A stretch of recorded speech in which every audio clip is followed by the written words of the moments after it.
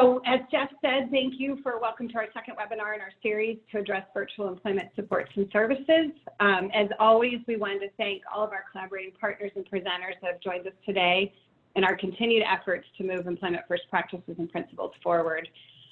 As you guys know, the COVID-19 pandemic has provided us with an opportunity to discuss and share new ideas. Hold on one second. Sorry, I just had something just pop up. new creative, innovative ways to virtually engage individuals in employment services. We appreciate you joining us today as we learn from each other, as well as other states, on how to continue to support individuals who have disabilities in the job development and retention space during this pandemic and beyond. With that, I will turn it over to the SOAR NewsEd Director, Wendy Parent-Johnson. Thanks, Susan. It's so great to see everyone, even virtually, just to be connected and talking about employment. And I couldn't be more excited today than to introduce our speakers. So we have the folks from Missouri who are just doing fabulous things related to employment generally, but in particular virtual supports. Dwayne Shoemate is with us. Many of you probably know him or have heard of his name. He is a leader in the disability field, and I've been a fan of his work for many, many years. Right now, he's the Director of Employment and Community Engagement with the Department of Mental Health, the Division of Developmental Disabilities, but in his prior life, he used to be the Director of Vocational Rehabilitation Services. So he brings all of those perspectives for us. And we also, you all have heard about the Kessler Project, where we were developing and testing employment supports. It was multi-state, and Dwayne led those efforts in the Missouri area. And we've been watching his work because he's been able to scale it up to a state level. And then we also have Melissa Johns, who's the Director of Employment and Community Services with Learning Opportunities Quality Work, LOQW Incorporated, a provider agency in Missouri, and also Rianne Belden, who is an employment consultant.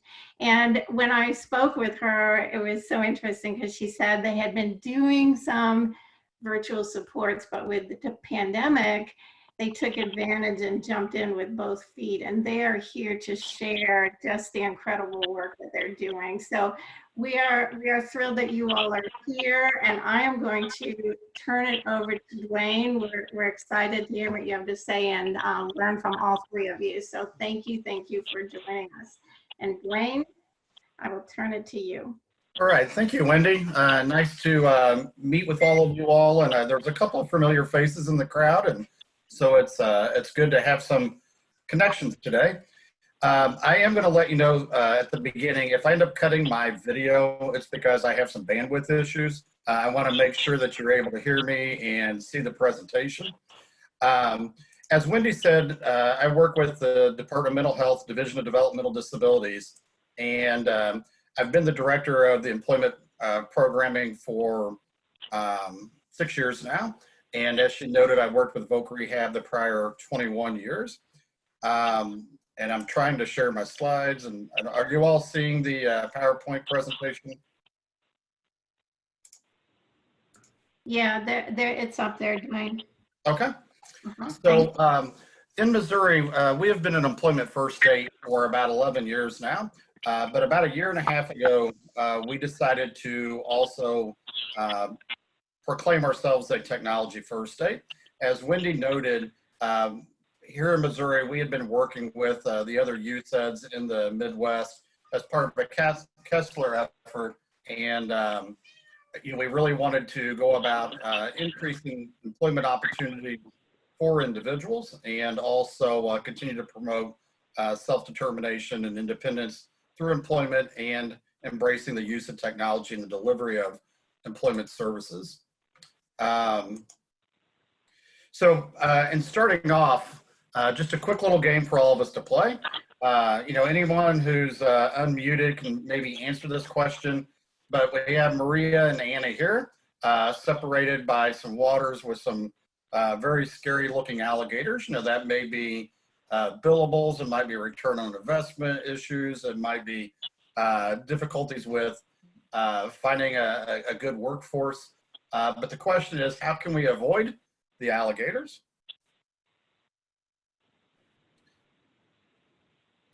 And the easy answer is just use technology as a bridge. Then all at once, you're able to overcome all those horrible alligators. And so when we talk about delivering employment services, it's really looking for those same simple solutions. It's why we as a state really wanted to promote individuals to begin looking at the use of technology and providers on how they can begin to deliver services differently. Some of the things that we do know, and this is true in Arizona like it is in Missouri, anywhere in the nation, we know that more individuals could be working. Nationally, it's about 36% of individuals with disabilities are employed, and yet we also know through NCI data that about 50% of those not working would like to be working. So it's clear that more people want to be working. We also know that technology promotes independence. Not only does it promote independence, but it also allows individuals to optimize their own autonomy within natural settings, and it reduces the reliance on what I call non-natural supports, and that would be the job coach. For individuals without disabilities, they don't have an extra person who's just navigating around a workplace with them. And so it becomes unnatural to their coworkers. It hurts and limits integration. The more individuals that you have within that workplace that aren't part of the actual workforce there. So beyond promoting independence, it really is a way to ensure full compliance with the community settings rule. Because we do know in the community settings rule that it does talk about optimizing independence, promoting integration, and fostering self-determination. And so technology enables individuals to accomplish all those areas. The other thing we know is the direct support crisis.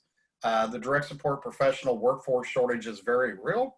And so, technology is a way to utilize staff differently, minimize windshield time, and help ensure that the staff that you do have, that you're able to use them to the maximum extent possible. The other thing that we all know, and this is true nationwide, is that there's just a talent gap that exists between those individuals who come into our workplaces that really understand national best practice. And technology really is a way to ensure that work is done in a more standardized way, following more set fidelity, because you can build in rules through apps and other native tools on iPads and smartphones to really ensure that there is fidelity in the way in which services are delivered. And we know even more. We know that everybody loves having access to a smartphone. We know almost everybody has a smartphone. We know those of us without disabilities that we rely on technology all the time to do our jobs. And so it just makes sense that we look at ways to foster more technology in the delivery of services to individuals with disabilities. So in Missouri, what we did was, in addition to partnering with the Midwest Disability Employment Consortium as part of the Kessler Grant, what we did was really start looking at how can we go about building our own internal capacity. We had identified the experts out there around using technology. We've leaned heavily on some of our partner states. We've leaned heavily on our independent living services agencies who have a lot of experience in the use of technology. We worked with our Missouri Assistive Technology Project, which receives federal funds to ensure that assistive devices are available for use for individuals with disabilities. We went out there and started looking for what successful strategies exist and how can we begin to replicate those strategies. So that way ourselves as a state entity and a small network of our providers who are piloting this, that would begin to understand how we can make this all successful. One of the other areas that we really had to do was look at removing some obstacles, whether that be service definition limitations, whether it be obstacles of shortage of bandwidth or access to broadband. Some of the obstacles might be people just being familiar with themselves on how to utilize technology in their own smartphones and iPads. Then we definitely needed to create awareness. We've hosted about 18 technology first fairs across the state, where we just have a variety of adaptive equipment, assistive devices, virtual supports available. That way providers and families and individuals can taste, touch, see, smell, and hear what is out there and available, and begin to see examples of how this can be successful. And then what we did was started to seek who those early adopters might be. And we located 3 pilot providers, of which Learning Opportunities Quality Works is one of those. And we'll have them talk a little bit about their experience. But what we wanted was those early adopters out there just testing it, seeing how they can make it work, utilizing their own creativity and innovative practices. So that way we can begin to share success stories of how to go about meeting the needs of individuals. The next thing, is obviously providing a lot of support through a community of practice, through sharing tools and resources, providing lists of apps and other devices that can be utilized to help individuals be able to deliver services more remotely. Again, minimize that windshield time. If one person's sitting in an office, they might be able to now job coach 3 people at one time, as opposed to having to drive to one setting and stay there for 2 or 3 hours, drive 30 minutes to another setting, and you have all that downtime. And so, we just wanted to be able to provide support, remove any of those barriers, but most of all, we just wanted to get the truth out there and really begin to bust those myths.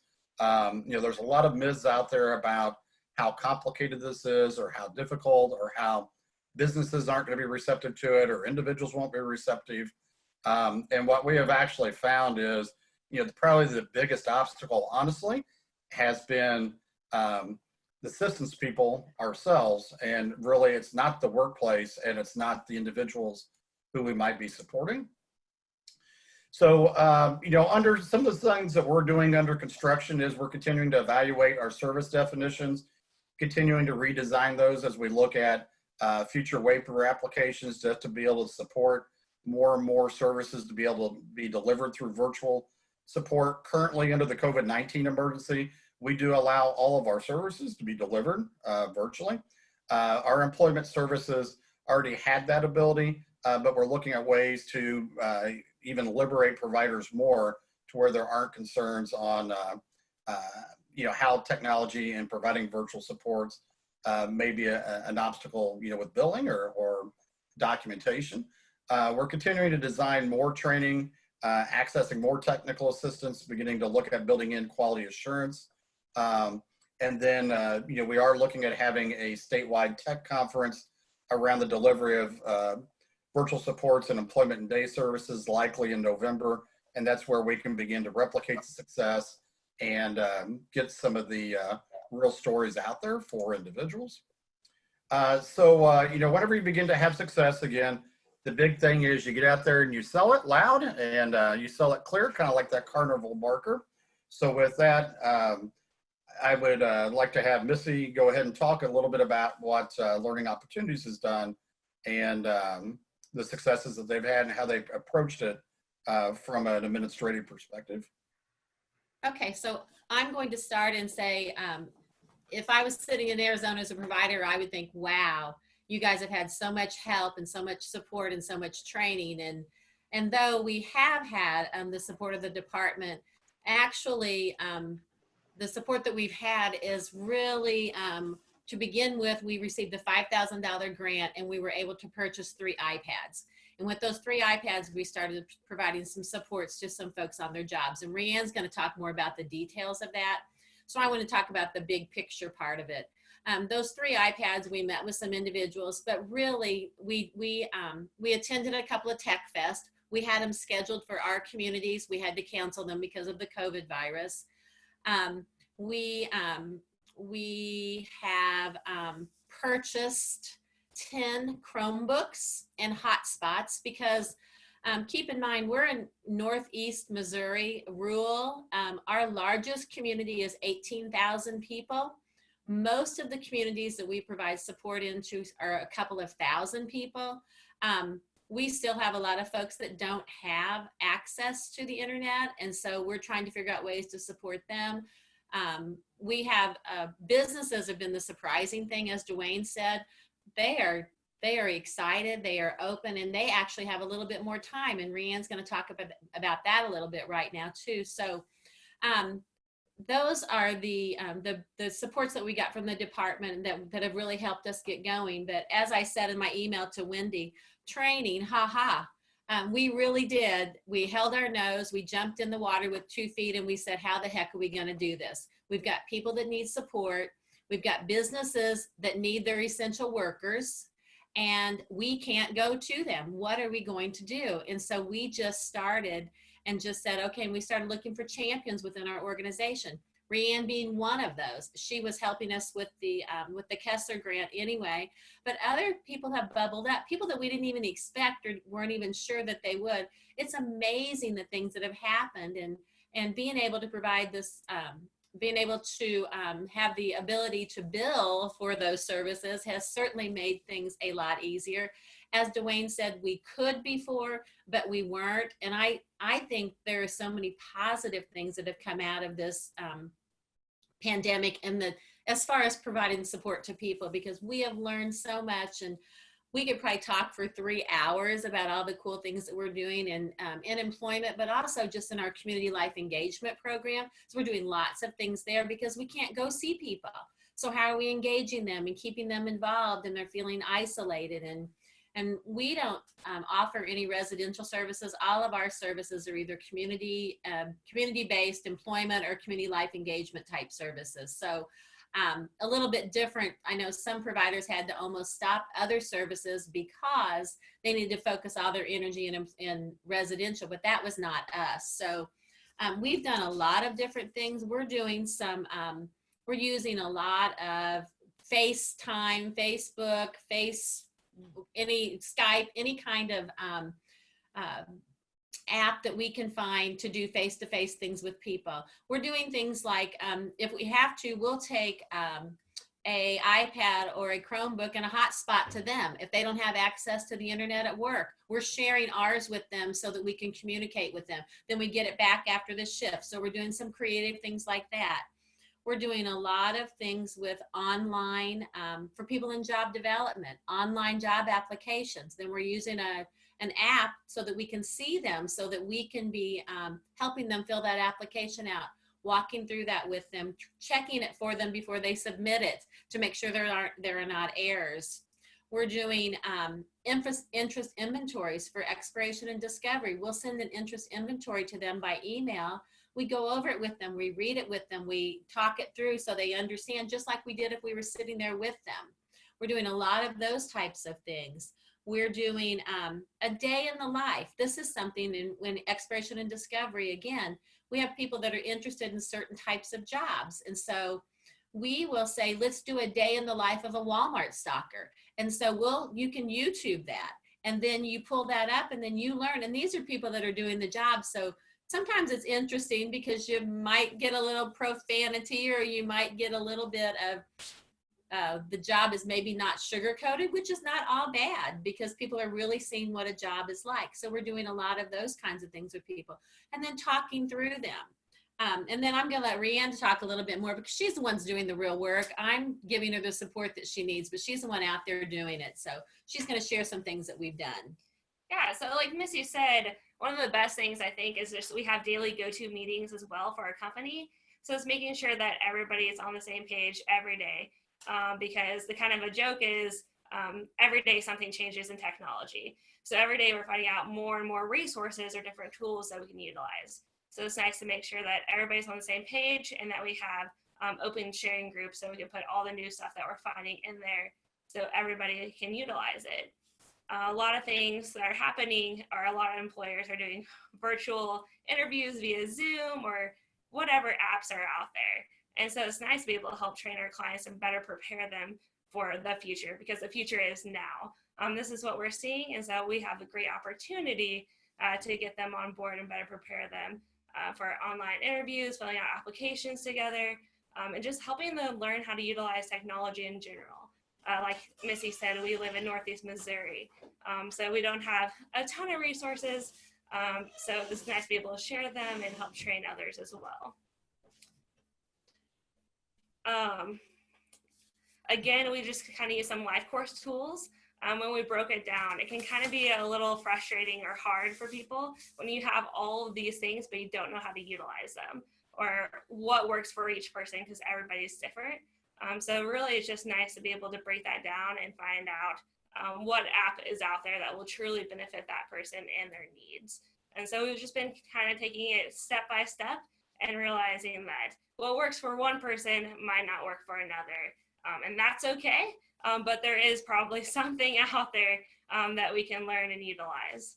So really, this has just been a great opportunity for more success and just really to help everybody, because this is what we're seeing and this is what we'll continue to see down the road. When we've been doing some of our job coaching, because we've been doing a little bit of job coaching also through technology. And so I can give you an example of, we have a person who has recently started working in a motel. And so they needed some support. So we did some FaceTime where the individual was needed to learn how to clean the bathroom properly. So our staff just took their mobile device into their own bathroom. And so they cleaned the stool, and then the person cleaned the stool in the hotel room, and they were able to give verbal prompts and make sure that it was done properly. And then they moved on to the sink and the whole bathroom. And we thought, oh gosh, how smart is that? I mean, that was really simple, and it was actually probably easier than being with the person, because a room and space, and as Dwayne said, then we weren't the unnatural part of that. I mean, most people have their phones with them all the time. We needed to talk with the employer to make sure that it was okay, but that was such a simple thing. Move right on to making a bed, the same thing. You know, there's a certain way to do that, but you can demonstrate that so easily even within your own home. So we've felt really good about that when it's worked really well. We've taught someone how to submit their timesheet. They use an iPad and an app, and they are able to fill their timesheet out and then submit it to their corporate office. They weren't doing that before. Before, they were doing a handwritten timesheet.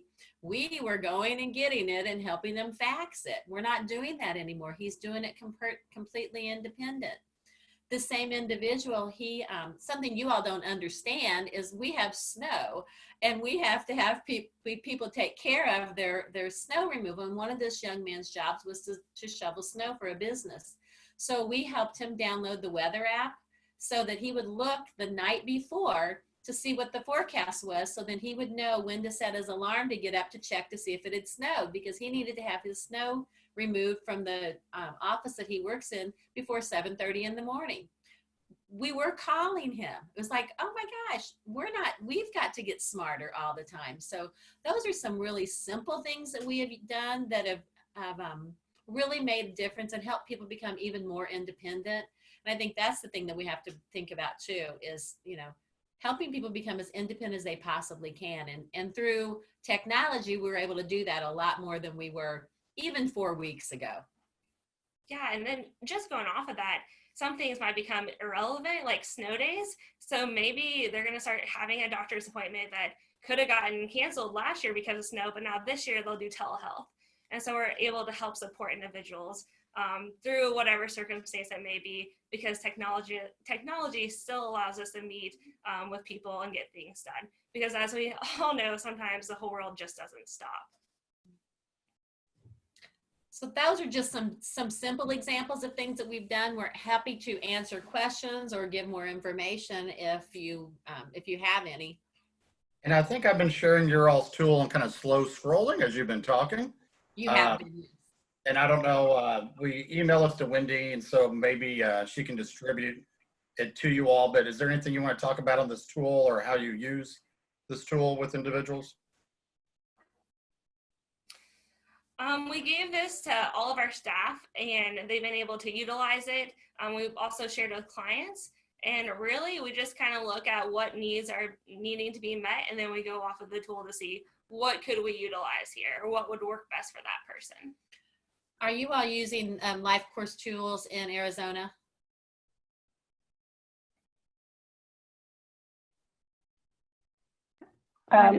This is Susan. I'm not certain either. Is anybody on the phone? Does anybody on the phone from DDD or VR know if we're using that tool? I've never heard of it, so possibly not. Oh, the only place I've ever seen was with the person-centered planning meetings, but I don't know, not the full life course. Okay, so there is the resources are unlimited on lifecoursetools.com, but we're adapting life course tools into pretty every aspect of our organization, whether it's services that we provide or for staff, planning, strategic planning for our agency, planning for the individuals and their plan year. So you might look at that in your state. Dr. Shelley Reynolds is kind of leading that charge with UMKC here in Missouri, but she's all over the United States. So pretty much anything you see with us, you're going to see the life course domains, and we look at each domain and try to bring it up in that area. and it wasn't working with me sharing my. Yes, we can see. So those are just some little examples of things that we're using, but we try to go through and look at. Yeah, so the life course is developed by the USAID as. Oh, Dwayne, you're cutting out, Human Dwayne. Development.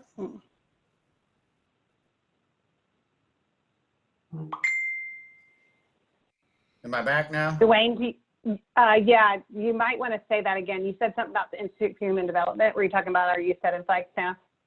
Do you want to repeat that? In Missouri.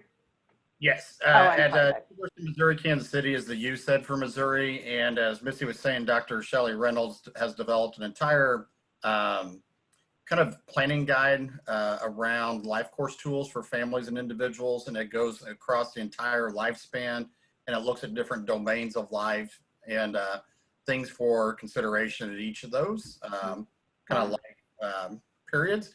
And so I know several states have adopted the utilization of that, not only in their waiver program services, but even in their voc rehab service delivery system. But it's a great tool just for families and individuals, even if practitioners don't use it, as a way for them to kind of plan their life around these different domains.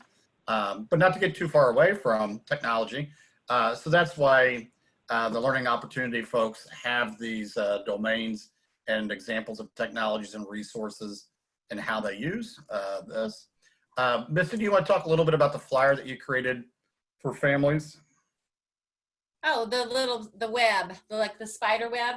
I'm going to let Rianne do that because she's the one who created it. Yeah, so we kind of got creative because telehealth services is a little new to us, and we wanted to share some benefits because we did have some hesitation at first because it's a new thing, and sometimes new things can be scary. But we want to kind of uncover those truths, like Joanne said earlier, and share all the great things that telehealth services allow us to provide. So the front just tells us a little bit about our company, LQW, and that it's letting us connect and provide services as well as resources to you through electronic technology and remote services. And then the back here, we just have a little bit of a web coming out of technological device. And we just talked about what are some benefits. So support others with online healthcare visits. These are the skills and services of the future. Faster connection to staff without travel time. Same quality services that you have always known. And then it's currently one of the safest ways to provide services. And I think that's just one of the most important things. We are all trying to be better citizens, and we're trying to practice that social distancing. And we all know that unfortunately things aren't going to go right back to normal. So how can we still provide safe, quality services? And this is kind of one of our answers to that. And then again, just some examples of services could be through apps like FaceTime, Zoom, Facebook Messenger, or the WhatsApp. And then again, we also added some information at the bottom. So if anybody has questions, they can contact our central office in Monroe City, Missouri, and get answers as needed on a personal basis. And when Rianne mentioned going back to the things going back to normal, you know, we know it's going to be a long time, but we also, you know, I hate to say this, but I hope it doesn't. I hope we don't go back to doing things the way that we were doing them. We're learning new things. I think we're doing better. I think there's a direct support professional crisis. We all know that. And this is one of the answers to that. And so we're really excited. I think and I think Dwayne said earlier, you might be able to provide support to 3 or 4 people if you're not driving 25, 30, 40 an hour to get to someone, which is a lot of what we do because we are so rural. So we hope business is not as normal. We hope that we can continue to get smarter and to be able to use technology more and more every day. And I apologize. Thank you. Go ahead. I'm just apologizing to Rhiannon. I forgot to add her job title on the slide, so that's why it just says title. This is Susan. I just really want to quickly ask, would it be okay, you might have already told Wendy, but that if we post this, we'll explain where things are being posted at the end of the webinar, folks, but would you be okay if we shared your PowerPoint on that landing page? And people are asking. Yes, and let me update it with Rhiannon's title, and then I'll send you another copy. Yeah. Okay. Thank you. No problem. There was a question to you all about how you're billing and getting reimbursed. I'm assuming that's kind of to the providers, but both could probably answer. Okay, I can speak to that. So through our Medicaid program, as long as we're spending at least 15 minutes doing telehealth with someone in whatever way we're doing it, we're still able to bill that to Medicaid just like we were before when we were providing face-to-face services. And Voc Rehab is also allowing telehealth services. So we're billing just the same as we were before, except we're just not with people, we're with people remotely.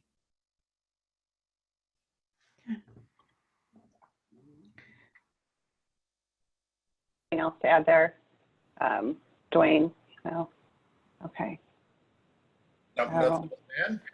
I guess all I would just say is from the Medicaid side, again, we see this as an opportunity to really do the right thing for individuals, and that is promote their independence, their autonomy. And so however we can support that through providers utilizing their own creativity and helping individuals be more independent in their own lives, we're all for. And so we fund it no differently than if it was being delivered in person. Great. Thank you for adding that. Wendy, I know you were going to talk to the group about anything they wanted to share before we have the administrators give an update. Well, I wondered, yes, I also wondered about questions here. I'm sure people have some for our speakers. We can hold those, and I saw some in the chat box too. What I wanted to ask, are there any providers on the call right now that are using virtual supports and would want to share any of your examples with the group? Or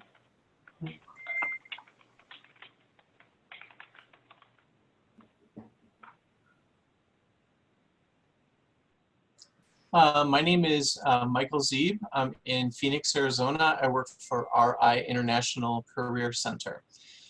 So yeah, we've been, we were very uncertain when this whole rather sudden rollout happened, where we all needed to begin working remotely.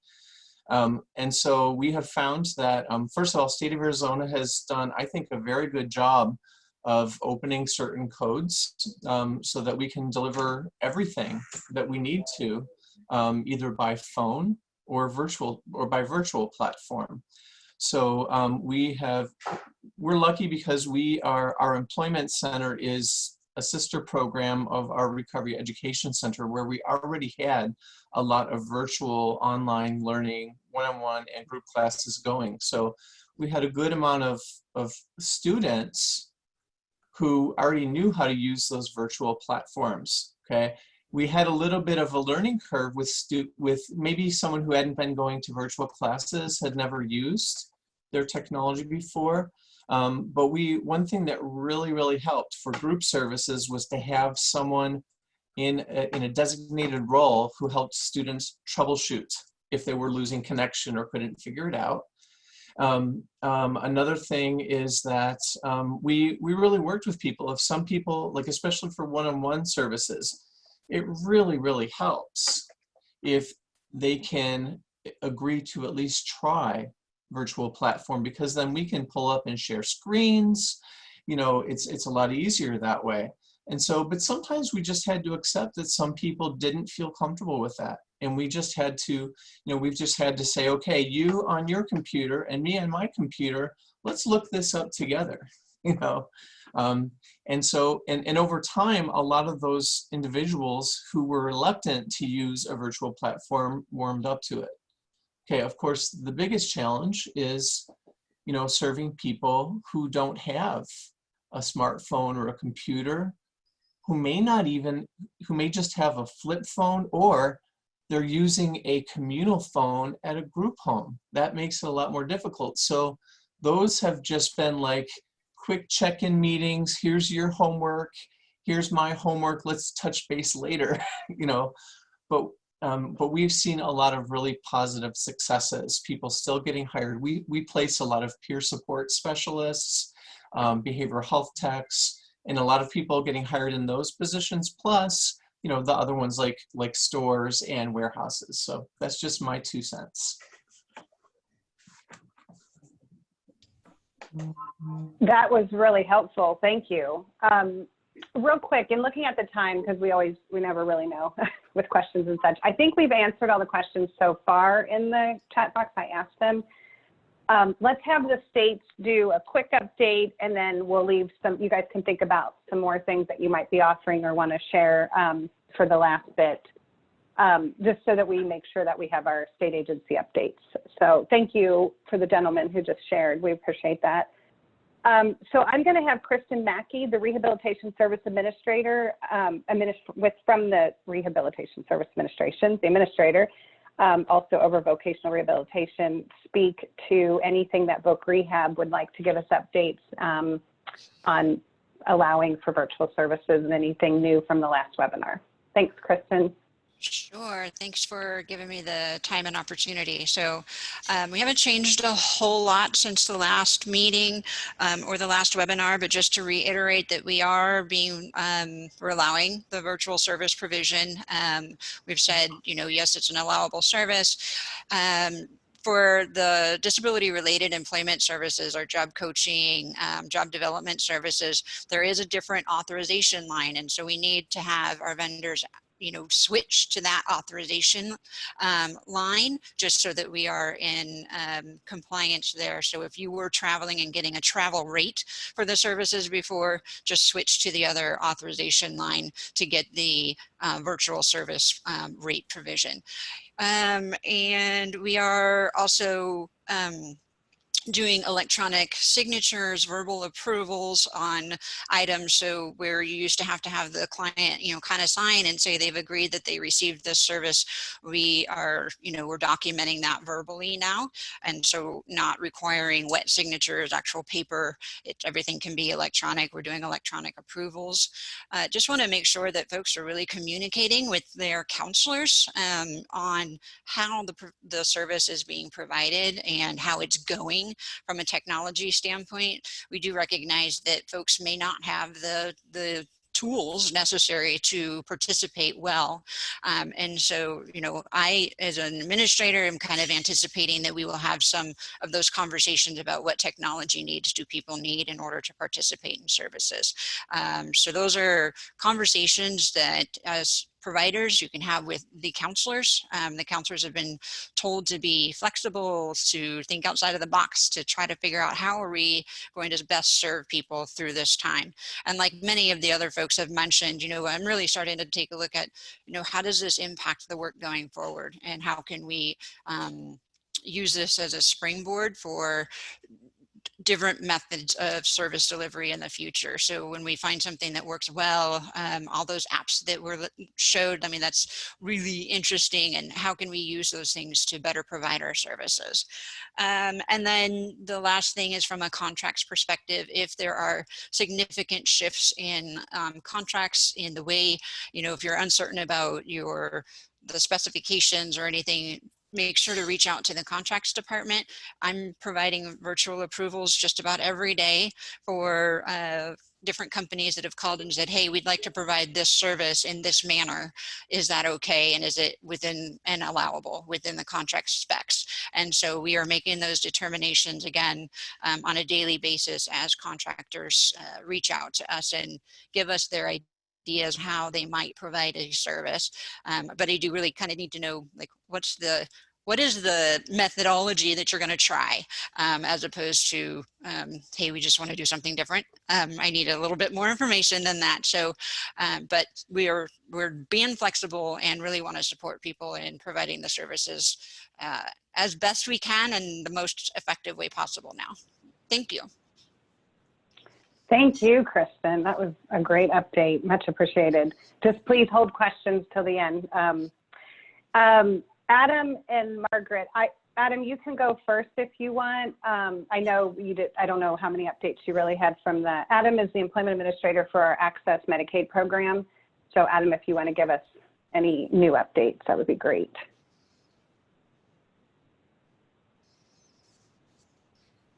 I know he's on, but perhaps muted.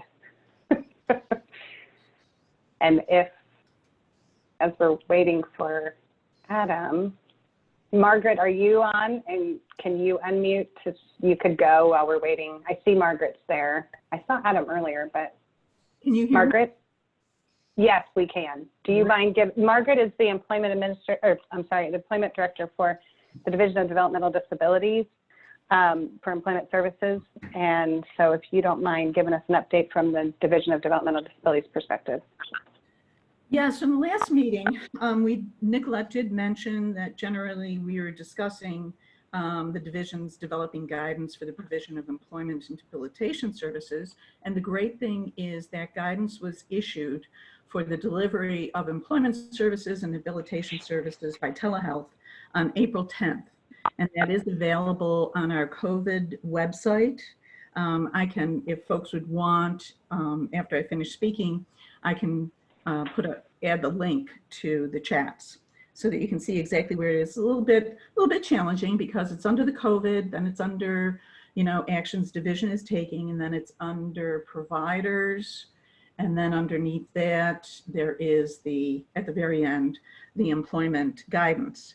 And the purpose really is to meet the members' needs, to allow the flexibility so that we can be working with our vendors so that members will be able to continue receiving the services they need in terms of employment services, because while some members are still actually going into programs, many are no longer receiving employment services.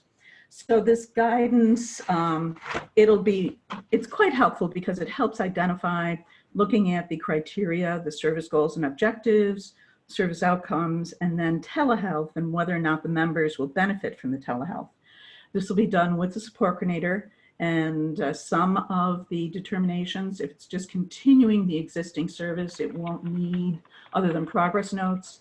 If it's adding new goals, then they will have to add the goals to the ISP. But if it's actually changing services, and it may be necessary to evaluate whether or not members need new services, then that would be an ISP meeting.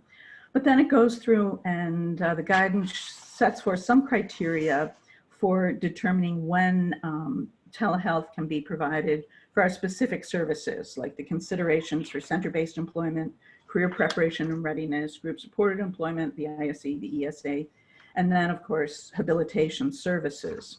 So the other change that was made since we spoke is guidance has been issued in that same section under providers for billing for telehealth services. And I think the guidance has been very helpful.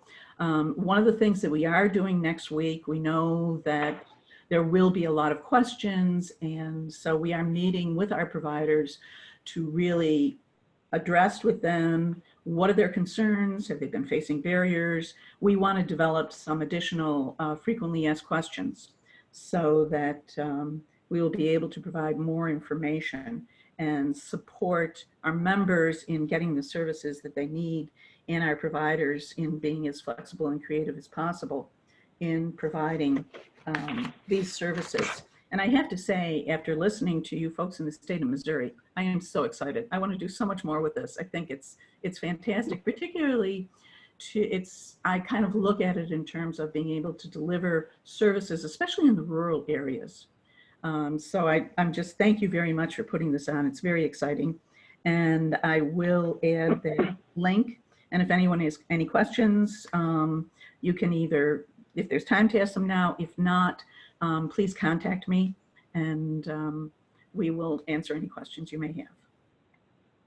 Thank you so much, Margaret. We'll go right into Adam from Access, and then hopefully we'll have some time for questions. Thank you, Adam. Thank you, Margaret. Thank you. No problem. This is Adam Robson, Employment Administrator with Access. No major changes, no real changes at all, actually, from the last time. We still are temporarily opening it up to more telehealth activities, the audio and video kind of components of it. That goes for our behavioral health services and our DDD, our HAP services as well. So no major changes with that. We're still temporarily allowing those codes. Great, and, well, thank you. One ahead. last thing I do want to say is, please, keep referencing our website around any COVID activities, which includes, billing type of activities. Please keep referencing that for any updates, because we literally update items on that daily, probably hourly with that. So please keep any access related kind of questions, please refer to our website. Adam, could you, Thank you. put a link to your website and the place in the chat box that we can make sure we have there for folks directly to that? Absolutely. Thank you. And I have it right here ready to go to copy and paste. Right. Real quick. Right at everybody's fingertips. Thank you. So I just really, before Wendy, we kind of just asked about questions and answers. I just wanted to mention that Nicholas Love, and it's a good resource to remember everyone on the phone to use Disability Benefits 101 to support us in employment. He recommends using the Find the Right Job for You article to work on interest, skills, inventory, resume development. Missouri and Arizona are both two states that are very, very blessed to have this system, and VR supports this as well. So we encourage you to use that as a tool as well. Okay, Wendy, I know you're gonna kind of, now we're really into question and answer, I think. Right. I believe so. So we're opening up now for questions or any comments that people have that they want to add, or especially now we've got our Missouri folks here, so, and the state agency people, everybody, the information that was shared was amazing. So this is our time. Anybody have any? Richard, I see your hand is up. Please feel free to unmute yourself and ask your question.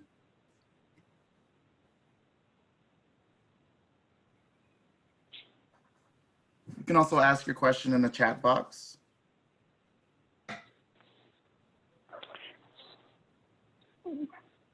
And you can also ask questions in the chat box if that's easier for folks, depending on what way you came in to the meeting.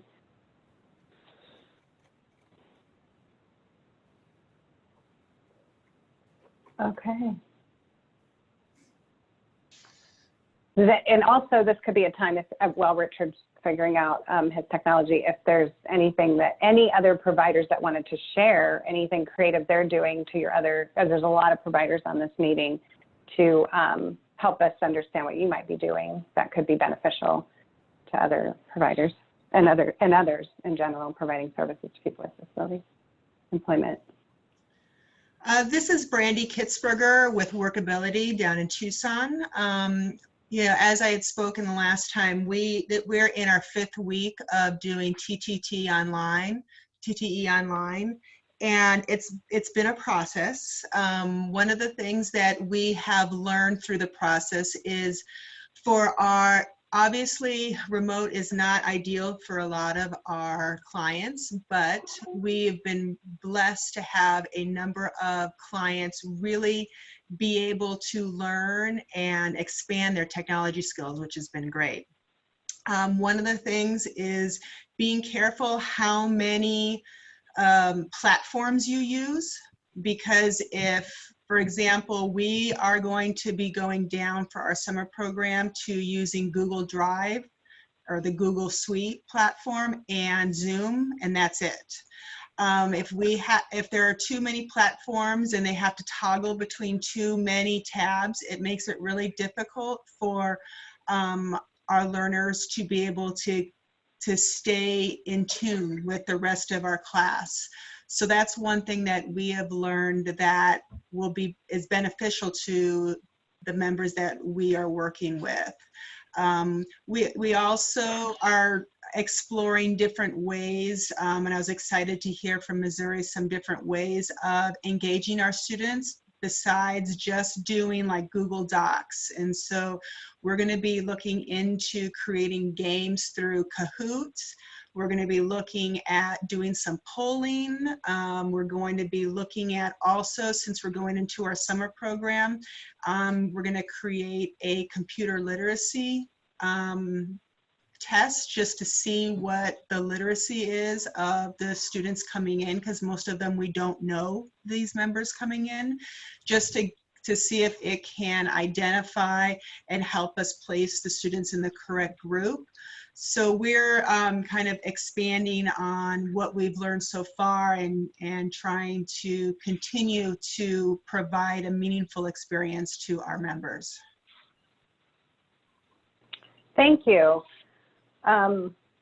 I know we only have 5 more minutes and there's a few things we want to say, but I'm wondering if anybody on the call has done anything virtually to support people that are currently in jobs. Job coaching, has anybody been doing that, and does that look, well, how does that look different? Because obviously it's typically a face-to-face service. Does anybody have anything to share in supporting people that are currently working? Or to get jobs, but talking about competitive employment, I think. And also we have a person, I don't want to lose that person that had the question. So I just, you know, I don't know where he is, so. Oh, Richard, did you find a way to come back in and you had a question? It didn't come in the chat box. I do see somebody saying that their agency has helped people file unemployment due to the job losses. My understanding is in a different webinar that we are allowed to charge for that and bill for that and help people do that, but that would have to be, I'm assuming you're saying that you've done that, Zara, but Kristen or someone else would probably have to verify that that's correct, what I just said.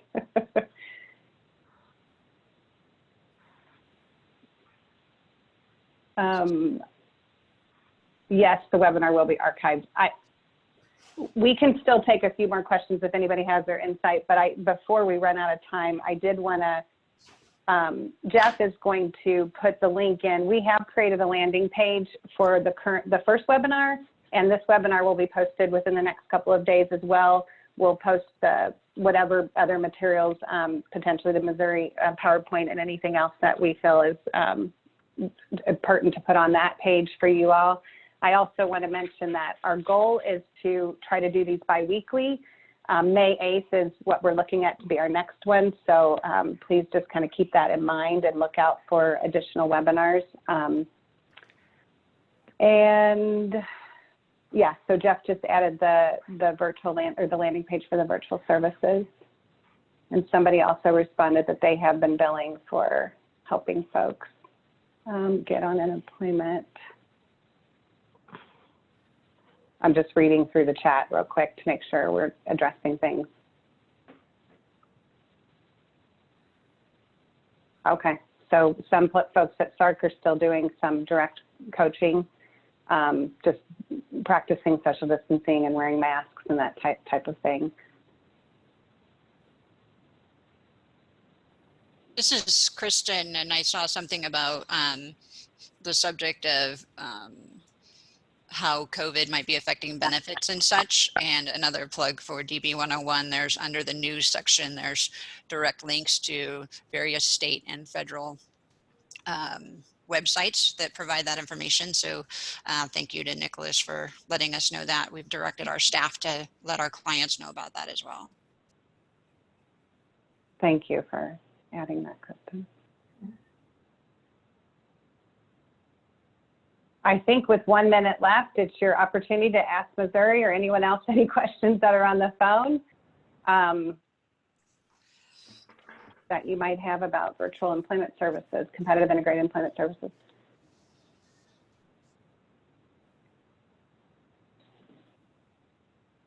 All right, quiet group. Well, Wendy, did you want to add anything else? I mean, I know we all are very thankful for our partners and collaborators in Missouri coming on, and very grateful for the time and all the information you have passed on to us today. I agree. Thank you so much, Dwayne and Missy and Rianne. It was such great information for us and very, very helpful for all the things we're trying to do. I appreciate it. Always enjoy working with you. So thank you. And thanks everyone for joining us and sharing your thoughts and questions. And we will see you in 2 weeks. We're going to keep going with the practical aspect of employment. And if you have some suggestions or anything that you want to do, we'll be happy to work on arranging some of those, but we've been listening to what people say and the questions and the comments and bringing things related to that. So we will be seeing you in a few weeks. Thanks so much, everyone. Have a great rest of your day. Yes, enjoy your day. Thank you all. Bye, everyone.